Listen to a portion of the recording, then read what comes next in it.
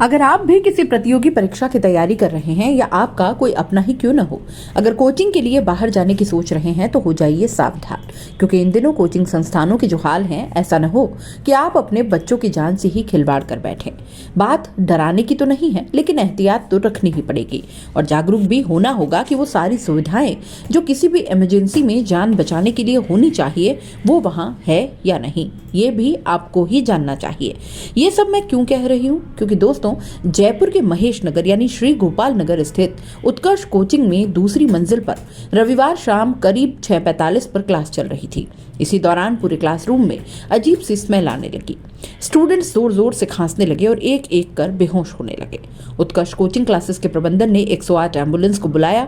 इस दौरान अन्य छात्रों ने बेहोश छात्र छात्राओं को कंधे पर उठाकर बाहर निकाला और एम्बुलेंस की मदद से पास के प्राइवेट हॉस्पिटल पहुंचाया।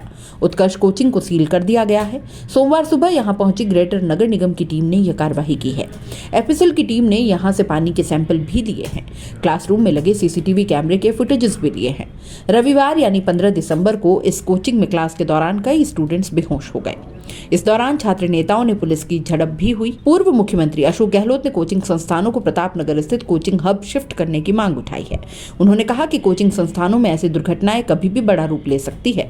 दूसरी ओर निगम की इस कार्रवाई के विरोध में कोचिंग के छात्र उतर आए हैं। उनका कहना है कि इससे उनका करियर बर्बाद हो जाएगा, इसलिए सील खोली जाए।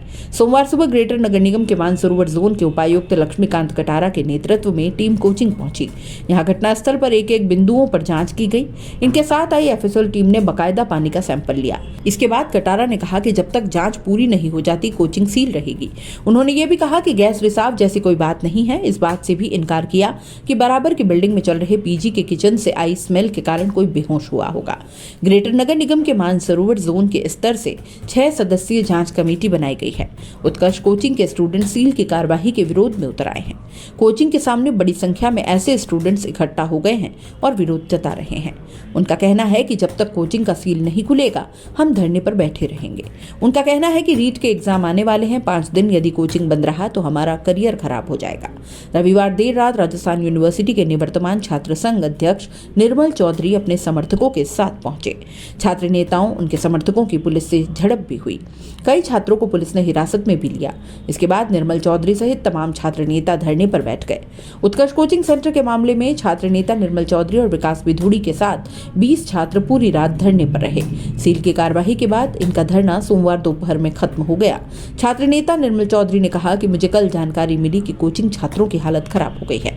10 मिनट बाद ही मैं यहाँ पहुंच गया था। देखा कि पुलिस कोचिंग माफिया की ढाल बनी हुई है। कुछ छात्रों को किसी अस्पताल में भेज दिया, कुछ को कहीं भेज दिया। हमें पता नहीं कि छात्रों को कहां ले गए हैं। ऐसे में हम रात में कोचिंग के सामने ही धरना देकर बैठ गए।